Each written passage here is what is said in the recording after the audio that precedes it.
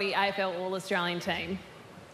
The 2022 Therabody AFL All-Australian midfield are Touk Miller, wing; Clayton Oliver, centre; Callum Mills, wing; Max Gawn, ruck; Patrick Cripps, ruck rover; Lockie Neal, rover.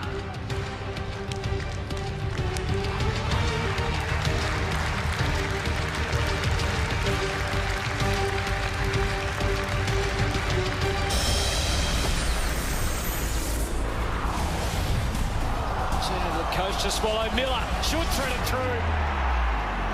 Donald intercepted by Miller. Miller for goal.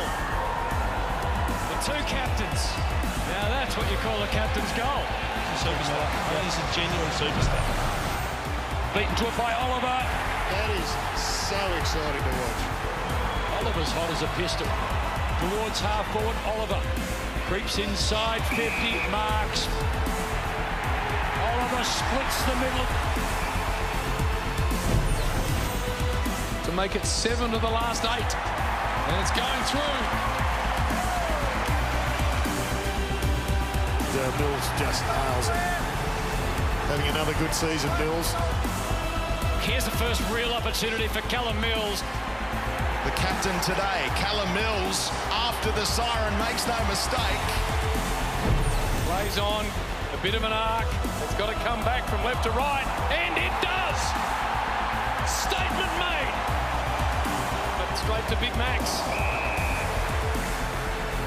Max Gawn, clean possession. He's got another one. Too good.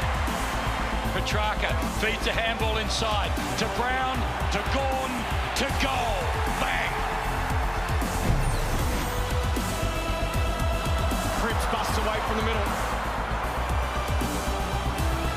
Arms clear, got it to Cripps. Stretches away. Gets it back to Frederick. He was well tackled. Cripps got him. Cripps, the skipper, onto the left. Outstanding. Neal spinning pirouette. What a pickup. It's Neal. Swings onto his right boot. That's 2 goals apiece together. 4 straight to 1-5 in this quarter for the Hawks as Neal launches long. I don't think anyone got it.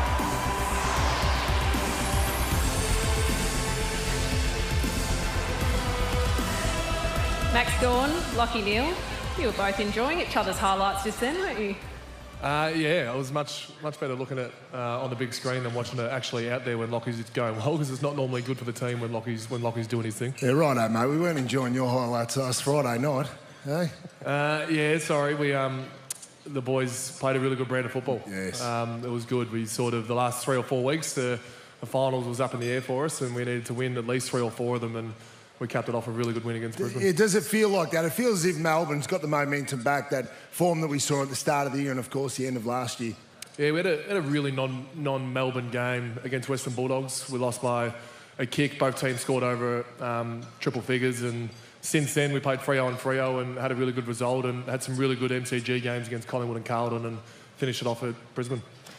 This is becoming routine for you, Max. Your 5th straight All-Australian selection and 6th overall. Does the honour differ in any way the more times you're selected? I mean, it might when I look back on it a little bit later on in my career.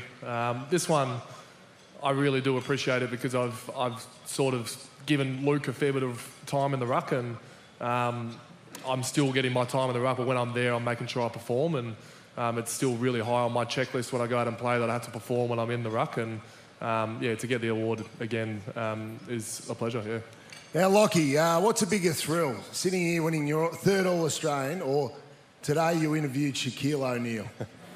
Yeah, well, I didn't do too much interviewing. I was pretty nervous in front of the big fella, so I think I squeezed in one question and left Cripper and Tommy Mitchell to do most of the talking. He's a pretty intimidating bloke. But yeah, it was a privilege to be able to talk to him for 15 minutes today. So yeah, it was pretty cool to do. How did you stack up against him size-wise, mate? Oh, jeez. About up to his knees, mate. Yeah, it was. Cribber's a big boy, as we know, and he was nowhere near him. So, geez, he's a big fella. Is this your best year? You won the Brownlow medal a couple of years ago, mate, but you've had a fantastic, consistent season this year.